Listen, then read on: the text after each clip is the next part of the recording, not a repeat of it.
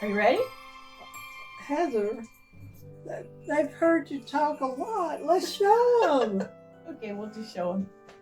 Well, Mama, I am going to talk just a little more so I can let the people know what Iron Orchid Designs is bringing them for this winter release of 2026. Everyone has been asking for a nativity mold, and this year we have one, along with 4 other beautiful decor molds. We have 5 8x12 transfer sets that range in decor designs from whimsical to traditional. Even though these books have their own individual designs, the elements can be combined to reflect your own personal decor style. We also have 1 foil transfer book so you can add gilded designs of silver or gold to any of your winter decor. We have 4 new stamps, 3 of which are in IOD's traditional 12x12 size, and 1 which is in our 6x6 boxed set. And lastly, but certainly not leastly, we are bringing you 1 8x12 paint inlay full of Christmas designs. From Spindle Mountain Mercantile, welcome to our YouTube channel. Project number 1, Darling Holiday. Darling Holiday is a retro-inspired Christmas collection filled with a cheerful nostalgia and a heartwarming charm reminiscent of vintage Golden Book illustrations. Brimming with classic holiday imagery, sweet bows, wreaths, cottages, festive accents, and the delightful Mr. and Mrs. Snowman. This collection captures the joy and wonder of cherished childhood Christmas memories. Unexpected touches of pink and jade bring a fresh twist while preserving a beautifully traditional Christmas feel. Perfect for ornaments, signage, cards, holiday vignettes, and a baby's first Christmas keepsakes. Darling Holiday offers a lot of opportunities for creativity. The large Santa portrait makes a darling focal point for cookie trays, signs, and a seasonal decor that celebrate the magic of Christmas with warmth, whimsy, and timeless appeal. At home, Mama used Debbie's Design Diary cottage color in vintage mint to paint one of her bamboo cutting boards she found at Rose's on Old Ladies' Day. Right here, Mama is deciding how she wants to put the elements. She decided for sure how she wants the tree, but she's not quite sure about the bow. So she's going to put the tree on first, and then she'll lay out the bow in different ways to see how she likes it best.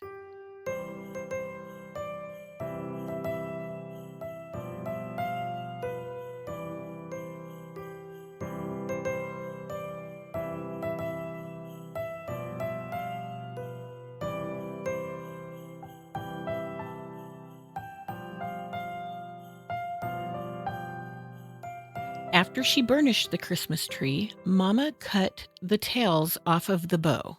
I would recommend leaving the wax paper backing on your transfer if you do something like this because it will stick to what you're attaching it to before you're ready if you're not careful.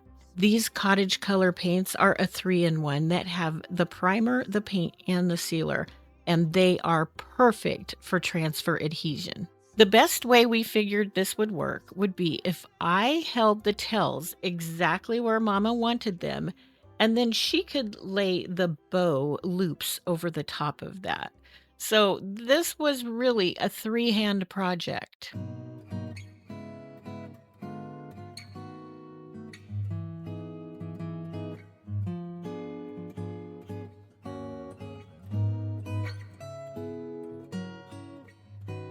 After the tails were applied, Mama put the bow down, and she had a little bit of trouble picking up the carrier sheet, so she used another piece of discarded carrier sheet to put underneath it. Her nails are kind of thick, so she has that issue.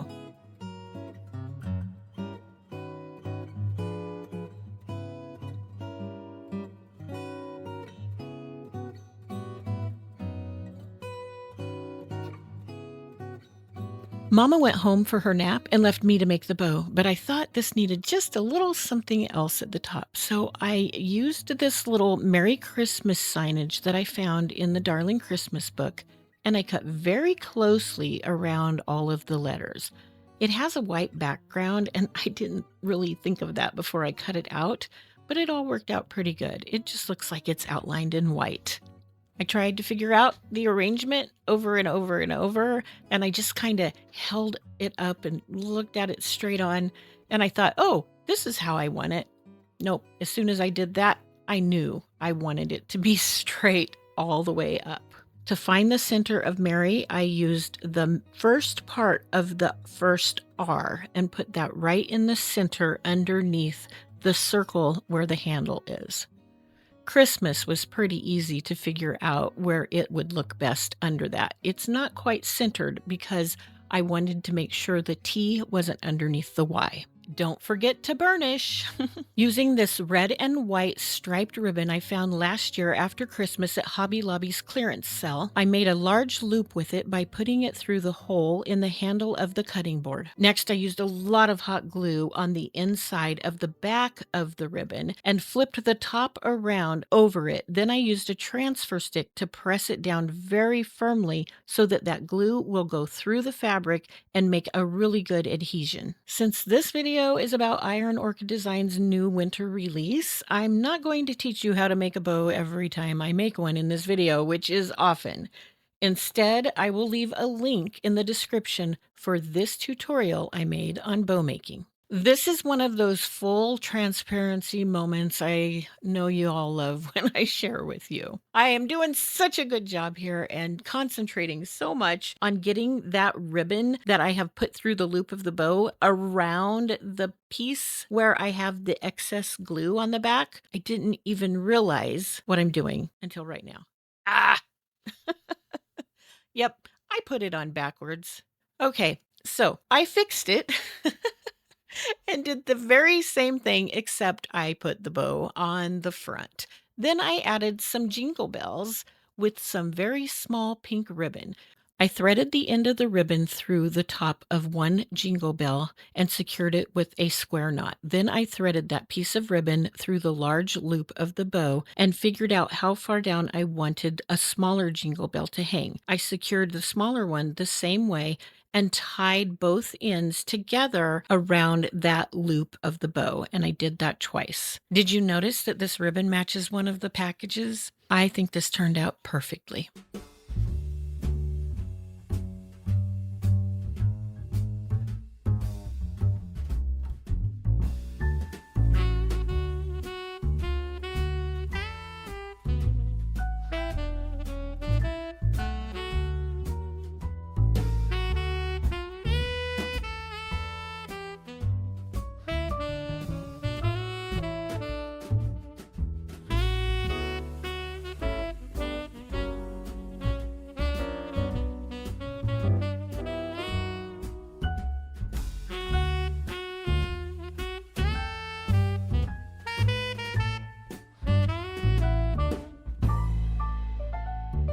Project number 2, Charlbury Lane. Charlbury Lane is a delightful collection of charming cottages inspired by classic English architecture, each one thoughtfully designed to butt naturally together and create a darling village streetscape. Featuring cathedral windows, arched dormers, leaded glass, Tudor influences, timber framing, and stonework, the individual buildings coordinate beautifully while maintaining their own unique character. Perfect for shadow boxes, Christmas villages, mantle displays, illuminated nightlights, and year-round seasonal village scenes, Charlbury Lane is as versatile as it is charming. These cottages are especially fun and rewarding to paint and customize, inviting you to create cozy village displays that feel timeless, welcoming, and full of personality. I'm starting by using a small, fluffy paintbrush to add tapioca starch to my mold. A lot of people use cornstarch for this, but I have found that tapioca starch leaves smaller and fewer pockmarks. Make sure to get this into all the little nooks and crannies of these cute little houses. And when I'm done, I turn it over and plop it on the table just to make sure it doesn't have any big pieces left. I'm an Iron Orchid Designs stockist. Of course I use their air dry clay, but I did like their clay best before I even sold it. So there's that. One of the great things about IOD molds is they have this patented little rim that goes around the edge of every one of their mold designs. And when you wipe the clay across that with your finger, it kind of cuts it, almost like it's a knife. It's really ingenious. Right here, I'm using my fingers just to rub over the entire surface until it's somewhat smooth.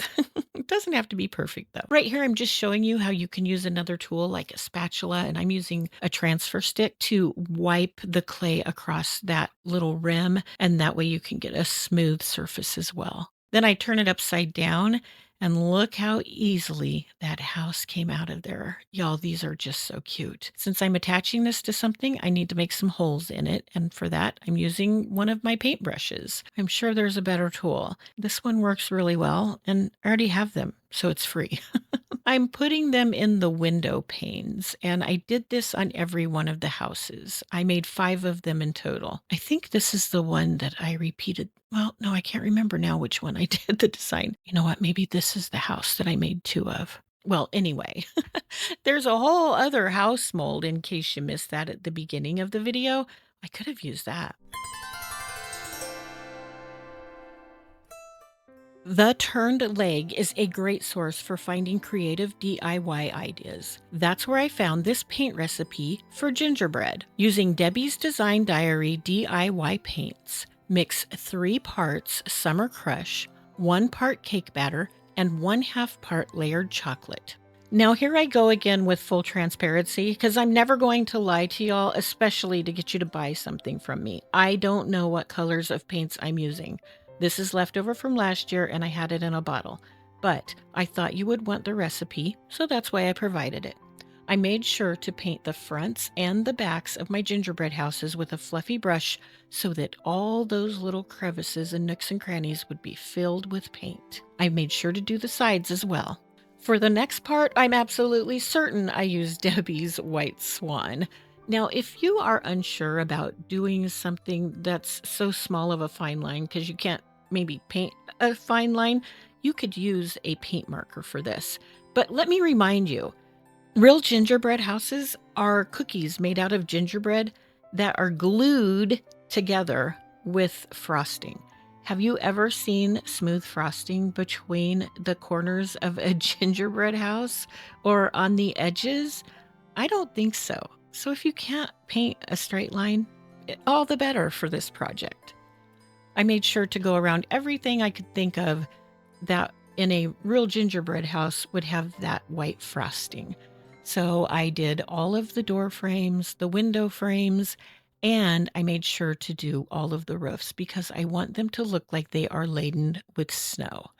I went back and did the outline of each house as well as an afterthought because that's where the corners are. That's where the most frosting would be. Am I right?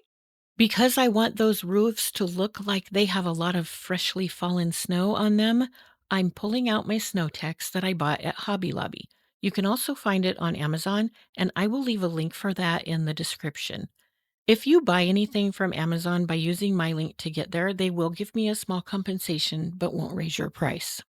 I was very pleasantly surprised that this product I haven't used since last year was still in such good condition. I just had to give it a real good stir. I'm using my paintbrush to apply this, but Mama likes to use a spatula, and I think it just depends on what kind of project you're doing. Right here, I think this is like vines that are going up on this house, so I decided they needed some snow as well. I also made sure to put it on the tops of the doors. Oh, look at there. That's my hair. Every once in a while, I have to peek in there to make sure I'm doing all the things that I want. Anyway, I put it on the steps and I also added some to the tops of the chimneys. I went back and just kinda oh, look, I got a little bit out of the lines there, but that's okay because it doesn't really stick until you really mash it down. But again, I want it to look kinda real. I will add a link for this. This is when Mama made a wreath a couple of videos ago. She just takes one of those wire wreaths from Dollar Tree and wraps it with masking tape, and then she puts quilt batting around it, and then she uses a strip of fabric to go around that. And for this one, she made it at home with other fabric, and it's these 3 different kinds of fabric right there, and she brought it here, so that's why I don't have film of that. But again, that link will be in the description. So I put some of my little pink ribbon through the holes that I made in the houses, and I'm putting them on with glue because they'll still wiggle with the string, but I think having the string and this hot glue will really adhere them so they won't fall off. They're not super heavy, they're actually pretty light, but I just want to make sure that this is something that somebody can use for years in their Christmas decor. I'm using a square knot, which is left over right, right over left, or left over right, right over left. Wait, is that the same one I just said? Well, anyway, the opposite of what I said first. You can do either way, whichever you prefer. For the ribbon, I put it in through the back and then put it through the front. So just a small bit of the ribbon was showing. And it might be fun to use a brightly colored ribbon. I didn't have white, so that's why I used the pink. But you could use red or you could use a bright green. A gold would look really neat. If you used gold and just put it through the window panes, that might make it look like there was a candle in the window.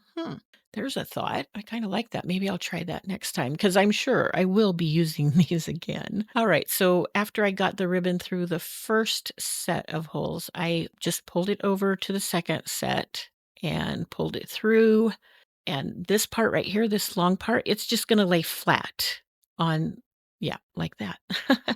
I put the ribbon back through the second set of holes, and that way it comes out on the back and doesn't overlap the front of the gingerbread houses. Now, Mama made a really pretty set of bows for this with the 3 different fabrics, but they were 3 different bows, and she asked me to make one. And actually, after I got done with this, I kind of wish I would have just left her 3 bows alone. I thought they looked great, and I could have just maybe zhuzhed them up with some berries or some of this garland that is pine needles. I bought that on Amazon. I'll leave a link for that as well. That stuff is pretty cool, but you can buy small sections of it, like 10 inches long or so, at Dollar Tree. I don't know if they have it again this year, but maybe they do. All right, so I just tied those 3 pieces together, and then I separated them at the loop and at the bottom and made sure they were the right length. I cut them and checked them out. So right here, I'm putting some berries behind the houses, but I did not glue these on. I wasn't sure if I liked that. It felt like the houses needed something else, though. What do you all think? I did not glue those berries on, and I will show you the houses with them and without them in the beauty shots. So in the comments, let me know if you think I should glue those on or if you have another suggestion, maybe some small flowers. We don't have a lot of small flowers, but I mean, I could get some if it would really make this look better. I do think the houses look pretty good all by themselves, though. I added another bow to the bottom and made it out of the greenery, and this was done. What do y'all think?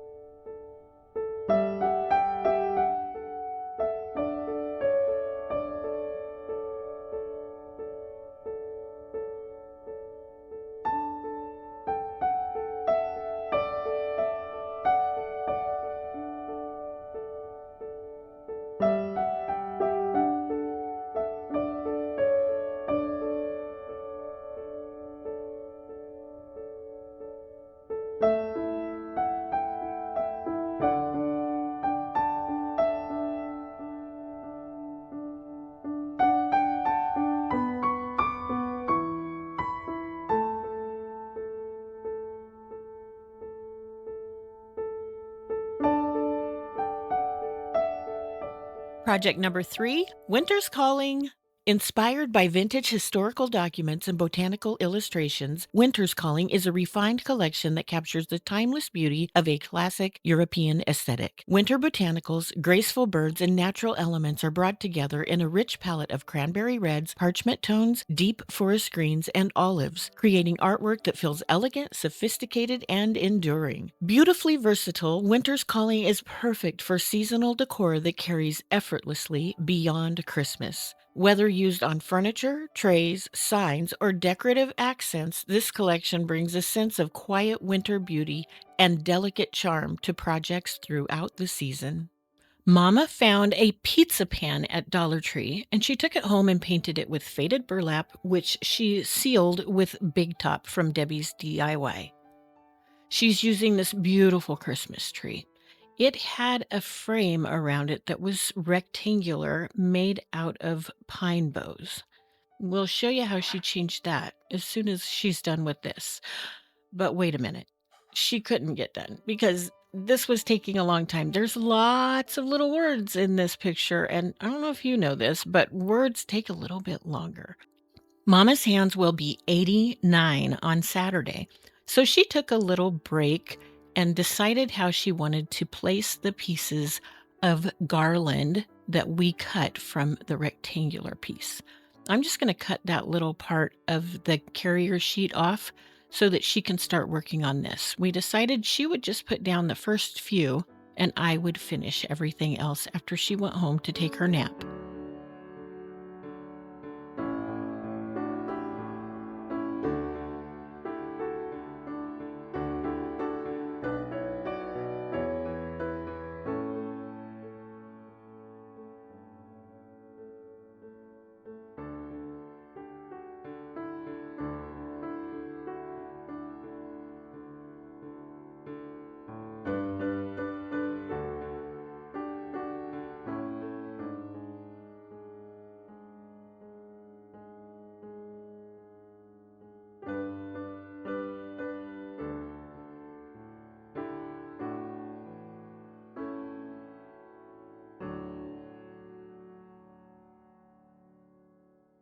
One thing we decided is we should have cut these pieces into probably about 1.5 inch pieces, and that way it would look more round. But we weren't dissatisfied with how it looks. I think this was brilliant of Mama to figure out.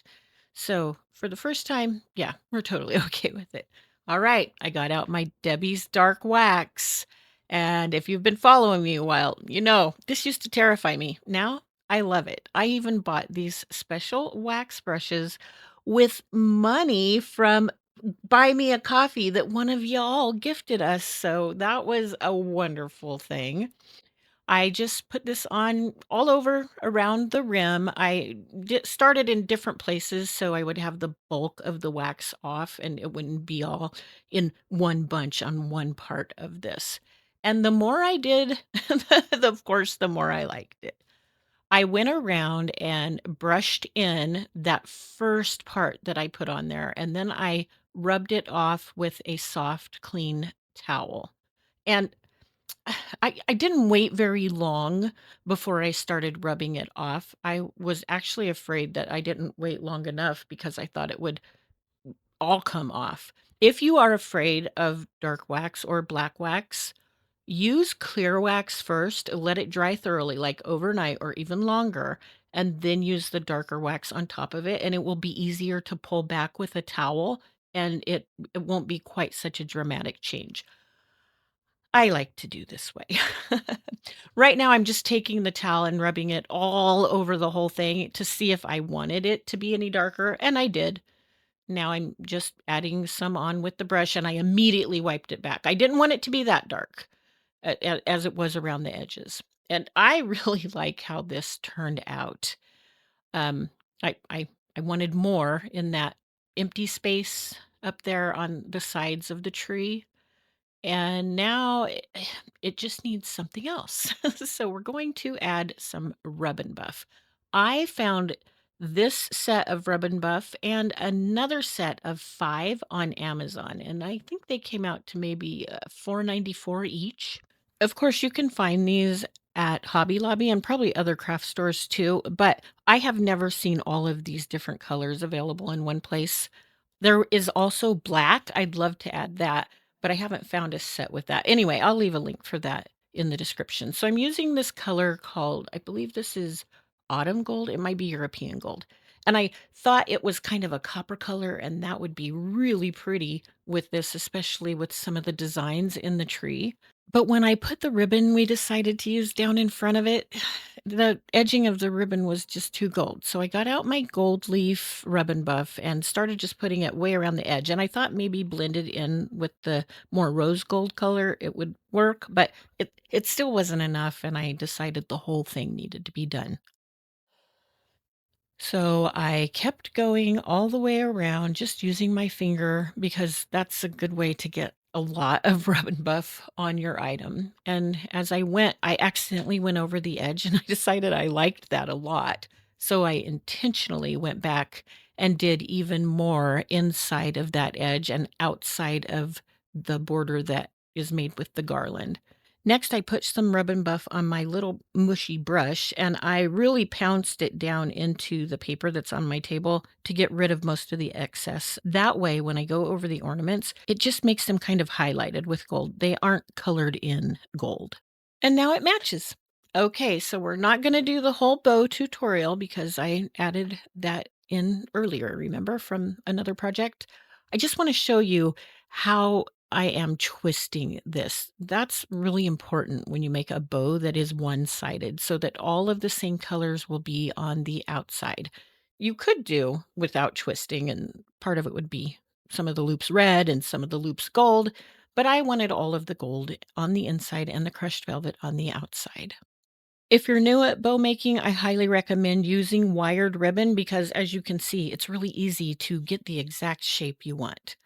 I laid the ribbon down face up with the pan on top of it to see where I would be gluing it, and then I turned it back over the right way to see how much of the ribbon I wanted to be hidden, and that way, you could see the tails more as they hung down, and it was quite a bit of ribbon, and I thought that was good because I don't want this pan to come off of the ribbon.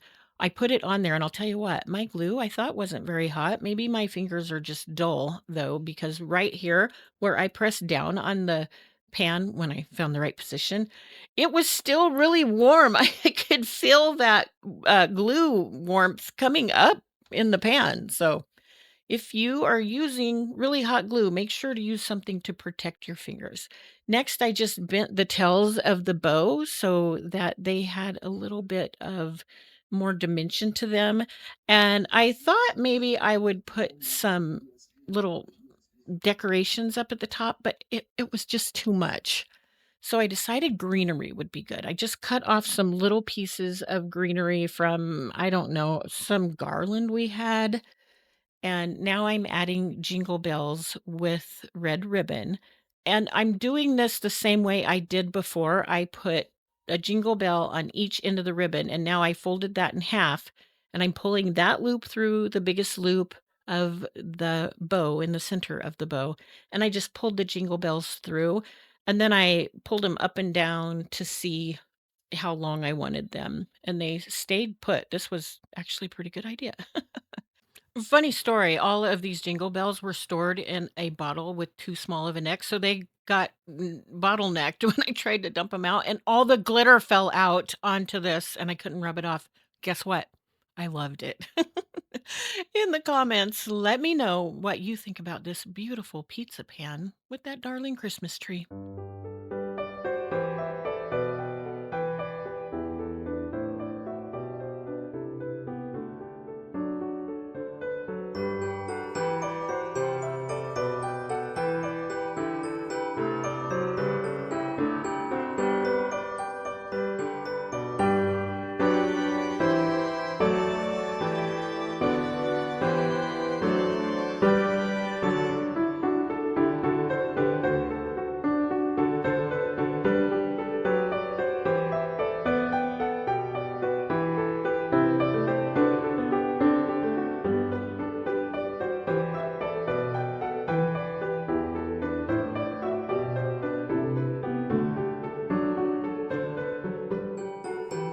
Hello, for project number 4, Winter's calling again.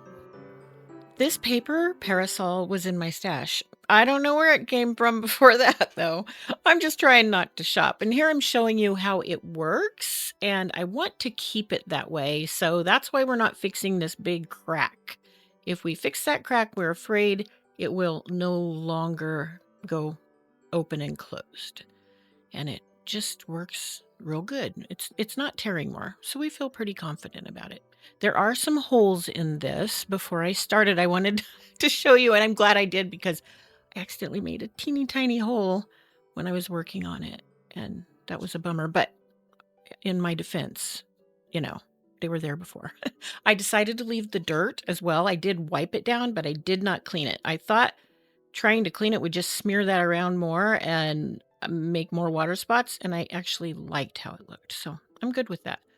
Here I am cutting out different elements and putting them in a little pile. I'm not sure if I'm going to use them all, but I started with the biggest ones first. I do want to cover that up a little bit, and here I am praying, as I don't know if this is going to work, but we'll see. I'm using my transfer stick to really push down hard on that rib. And now I am very carefully going right next to the rib so that it's like the sides of the rib. I'm pushing against it, not so much on the paper. And I rubbed this whole entire thing. I don't always do that with transfers, but I wanted to try to get this adhered as much as I could before I started doing the rub and pull. On Usually when I start with something that's not even, I start in the center, and that's exactly what I did here. I work my way over and then up the other rib. So you don't want to do like a rib and then the center part, because the center part will go down and that will tear part of your transfer. I am super pleased, by the way, with how this turned out, and it is so much easier than I thought it would be. So now I'm going to start on one side with the rub and pull. I decided I would leave this whole process in on just one of the transfers so you could see how that went. It makes my video a little bit longer, but I think it's worth it so that you get the full idea. I will speed it up to about 3 times normal speed, and I'll pop in whenever I think there's something that maybe needs paying attention to.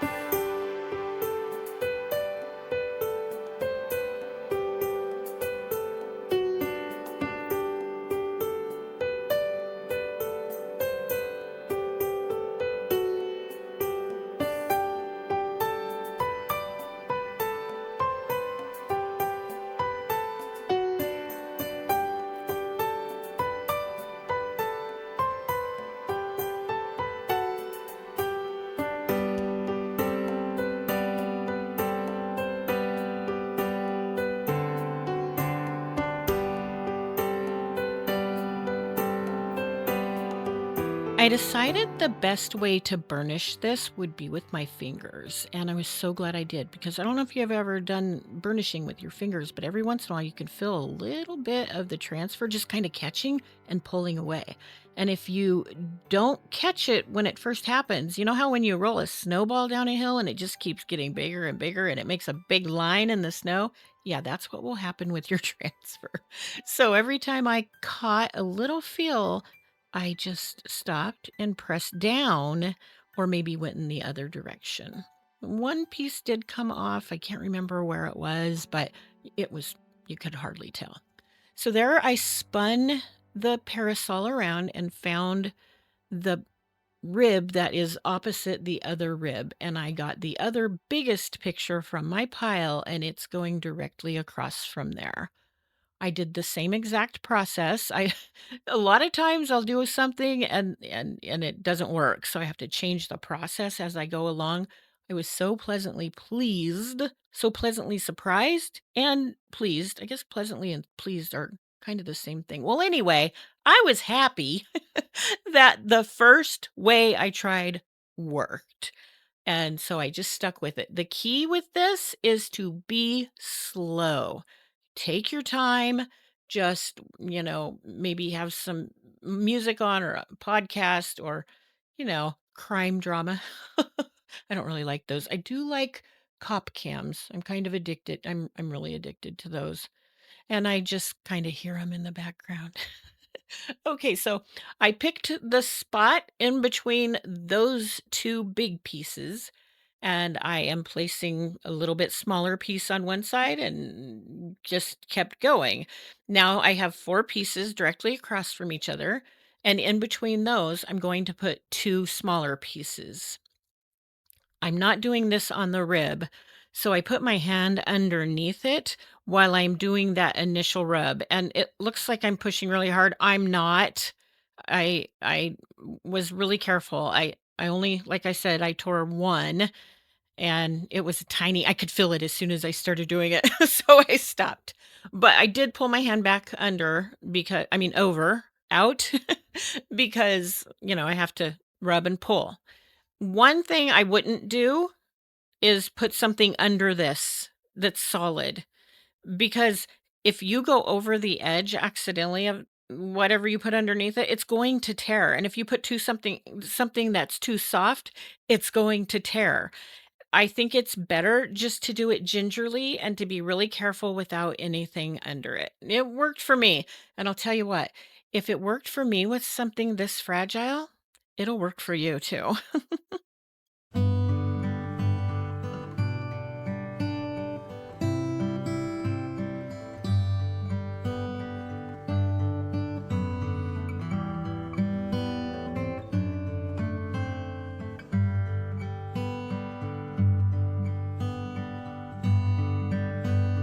Because this is so fragile and I don't know how it's going to be used, I think it needs to be sealed. I'm going to use Debbie's Liquid Patina Crystal Clear Chandelier for this. My hope is that after I seal it, it will still be able to open and close.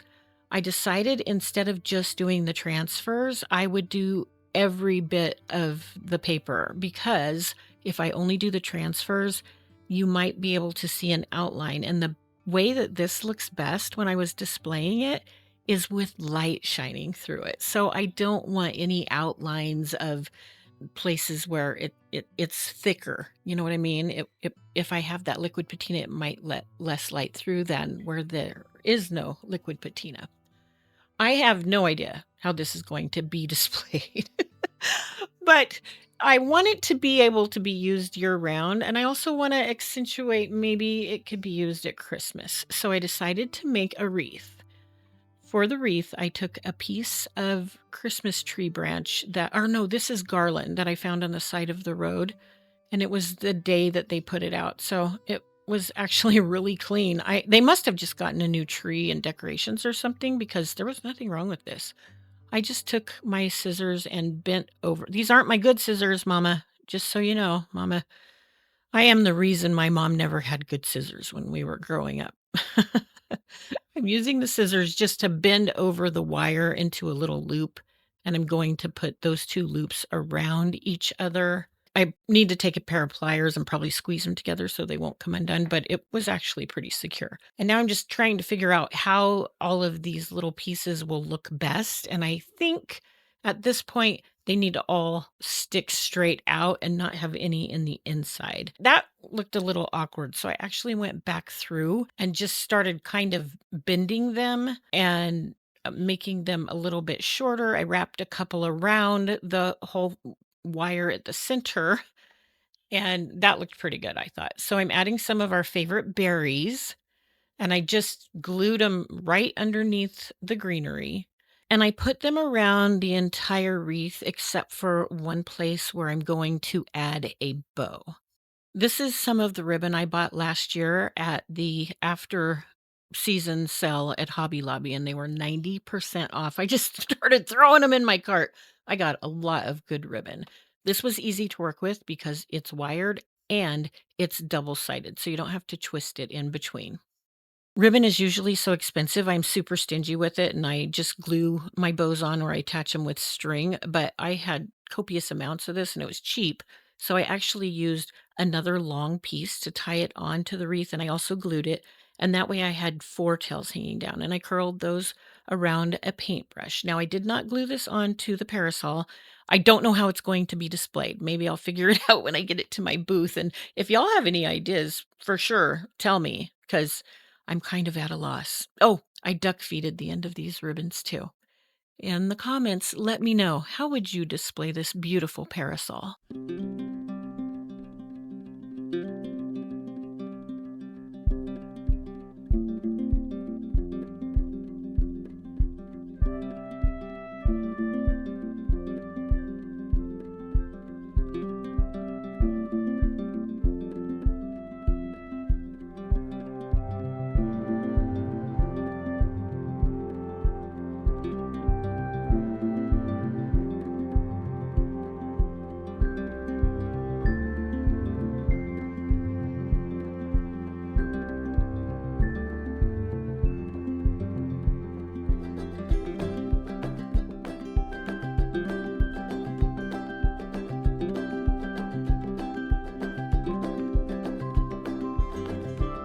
Project number 5, the Bramblewood Diaries. Created by the artist Jane Cargill, the Bramblewood Diaries is a charming collection of woodland creatures and seasonal botanicals designed to celebrate the beauty of the seasons. It is made to pair beautifully with her sister set, A Timely Tale, also illustrated by Jane. Ideal for calendars, monthly displays, seasonal home decor, and baby milestone photos or monthly memory displays, this set makes it easy to create meaningful displays you'll enjoy updating all year long. Make sure you get both the Bramblewood Diaries and A Timely Tale mini stamp set. You can thank us later.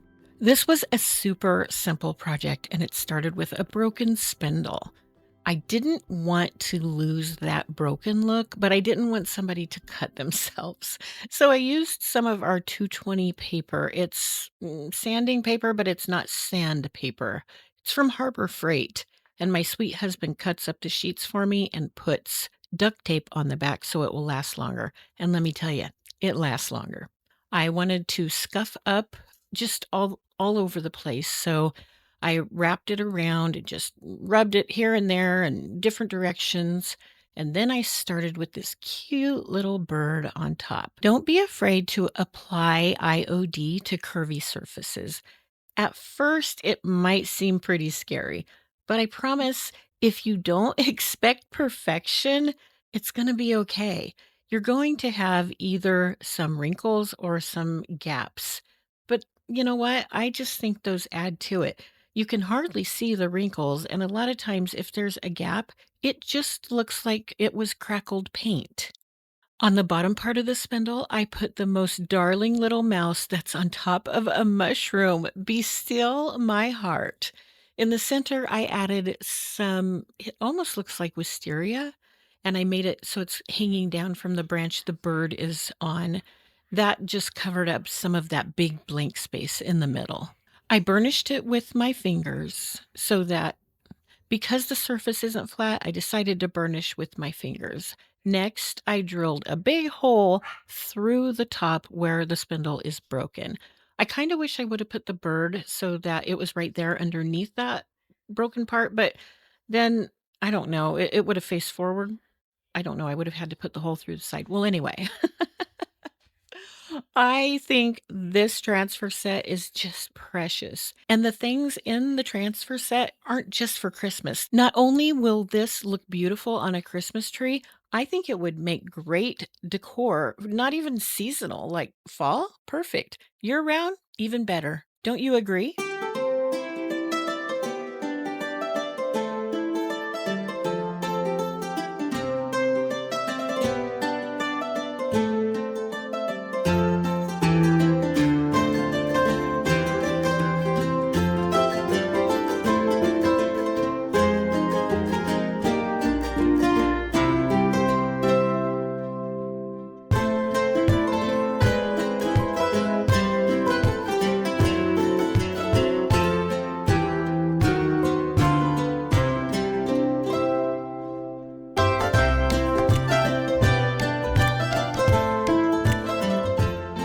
Project number 6, The North Pole Co. This is a classic holiday collection filled with colorful imagery that's perfect for woodblocks, ornaments, coasters, and dimensional decor. Featuring charming gingerbread houses, village scenes, Santa, vintage-inspired holiday signage, and delightful holly jolly and peppermint lane motifs, it's ideal for creating hot cocoa bar decor and holiday vignettes. Wouldn't the big Santa look darling on a Christmas cookie tray? With its assortment of smaller designs, the North Pole Co. is especially appropriate for those new to paint inlays, making it easy to create beautiful projects on simple distressed wood blocks to nestle into your holiday decor. I broke the rules. Usually, I suggest people follow the manufacturer's directions for just about everything. I did not use chalk-based or clay-based paint for this project, and that's what IOD recommends. Instead, I used Debbie's Design Diary Liquid Patina in Crystal Clear Chandelier. This is my favorite decoupage medium, and it's the first time I've ever tried it with a paint inlay. I gave the entire surface 2 really good coats, and I did not let them dry in between. I bought these misting bottles on Amazon, and they're amazing. If you haven't used one, they're kind of fun to play with. So you get the paper wet and make sure that you put the correct side down. It's pretty easy with this inlay because there's a lot of words, so I can tell which side goes up automatically. You have a little bit of time to play with it. I forgot that I had planned to put the S and the H right on either side of that line on the top, and so I just lifted it up and replaced it. Now I'm going to take my fingers and rub the entire surface really good to make sure there's no wrinkles. Paint inlays very rarely come out perfectly, so if you don't want any bubbles or wrinkles or stuff like that, maybe stick with transfers, but this is a really good book to give it a try if you've been wanting to. This was so much fun. I let this dry for a very long time until you couldn't see through it very well. And now I'm spraying it, and you can see as soon as I put the water on, it is see-throughable again. I know there's words there that you're supposed to say, but I don't know them. All right, this is the funnest part, and I'm going to speed this up to almost 5 times because it took quite a while to peel this back, but it's so satisfying, and this turned out great. This is one of the best paint inlay jobs I've ever done. It's just so cute. I did nothing else to this. I made a bow because I felt like it needed something just to display, and I glued the bow on with hot glue, so if somebody wants to take it off, they could. I messed around with different ways to put it, and I decided to just it was too wide, so I made it poofier with shorter tails, and I think this turned out quite well. I really like it. Oop, I'm using my teeth right there to pull that ribbon. Don't tell Mama. She always tells me she paid good money for my teeth. They're horrible now. I've ground them all off sleeping, but you know what? Someday I'll be old and have beautiful teeth like my mama, because I will buy them. Ah. So when I applied the hot glue, I used quite a bit. This is not my really good glue. It's my kind of okay adjacent glue, so it will be able to be peeled off if somebody doesn't want it there. And I just picked it up and looked to make sure I thought it was in the right position, and then it was. So I put my fingers in there and mushed it down, and then I did a little bit more arranging, and that was that. This was a super easy project, and if you're afraid of inlays, stop that.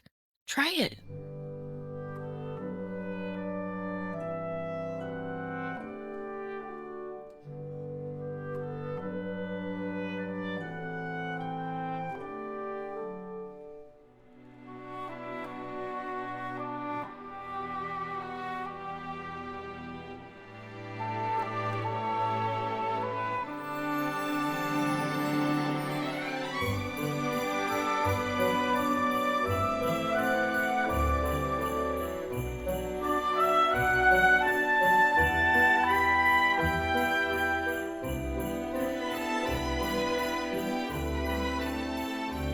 Project number 7, Angels Sing. Angels Sing is a beautiful folk art inspired holiday collection filled with graceful angels, peaceful doves, festive botanicals, and snowflakes. Equal parts silver and gold, each element adds an elegant metallic touch that captures the warmth and wonder of a Christmas season. Perfect for ornaments, signage, centerpieces, and holiday decor, Angels Sing layers beautifully over painted surfaces to create rich, dimensional, and luminous detail. Whether you're adding refined accents or creating striking focal pieces, this collection brings that classic holiday beauty to your projects. This is so pretty, isn't it? I don't know where I got it. It didn't have a lid, and that was very unfortunate, but it was so pretty. So I bought it, and now it was in my stash. I am stuffing it full of Amazon wrapping paper and then just a little bit of styrofoam on the top. It is super bumpy. I don't know if you noticed that when I was talking about how pretty it is. And that's why I got it. I decided I'm going to try a transfer on it. I think it'll work. I love new challenges and I love that gold. So, of course, I had to use Angels Sing on this. I picked out a snowflake that has lots of individual parts instead of one part going all the way around. And I trimmed those little slots so that it will go down over all the bumps and lumps and crevices and nooks and crannies. And I just started at the top and the bottom, right up the center, and worked my way around after that point. I could not believe how easily this applied.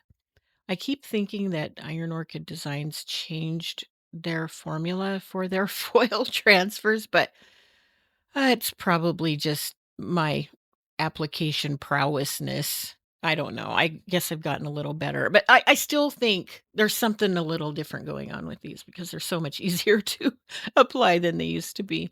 Of course, I used my fingers to burnish this. And by the way, I don't think I've said this yet in the video.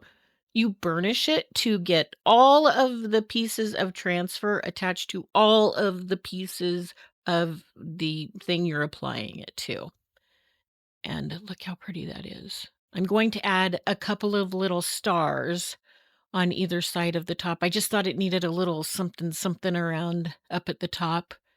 And oh, I am going to seal this. I'm going to seal it with Big Top because it's a little bit shinier than liquid patina. And I will use a brush just to put it on a little bit at a time to make sure it's only on the transfer. I want it to be shiny because it's gold and it's foil. It's supposed to be shiny. So I'm figuring out what trees I want here. And you can see my little thumbnail there. It's gold because I painted the biggest tree. I love to spray paint trees. I find all kinds on clearance in colors I don't like, and probably nobody else liked them either. So I just paint them the color I want, and I found some others that matched, and now I'm using some of my little garland from Amazon, and I'm using Rub and Buff on it to give it some gold highlights. I just put it all over. I didn't not all over. I went all around it with the Rub and Buff. Well, I mean, you can watch what I'm doing. If you don't understand what I'm saying, maybe that will explain it better just to watch. And I put some glue just inside the rim where the lid would have been, and I tucked it in there so that it's kind of halfway peeking over the edge.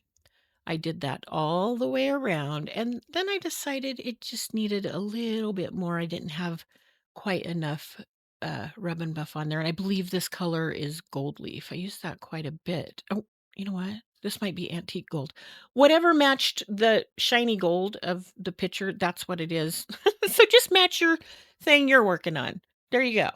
I'm adding a little bit of gold to the white trees because, well, it's green trees with white faux snow because I just thought it needed a little bit more gold.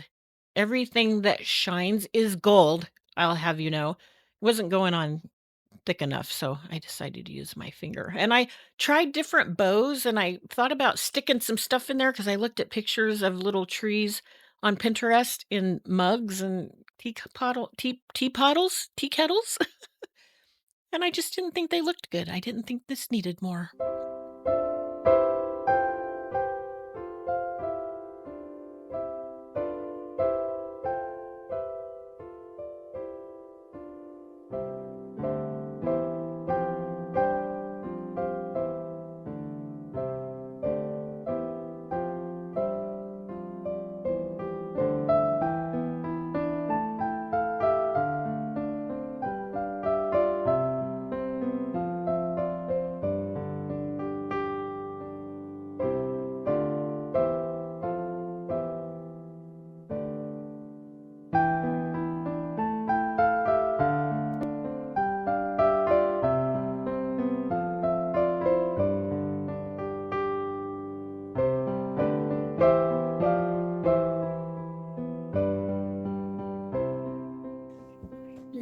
my favorite?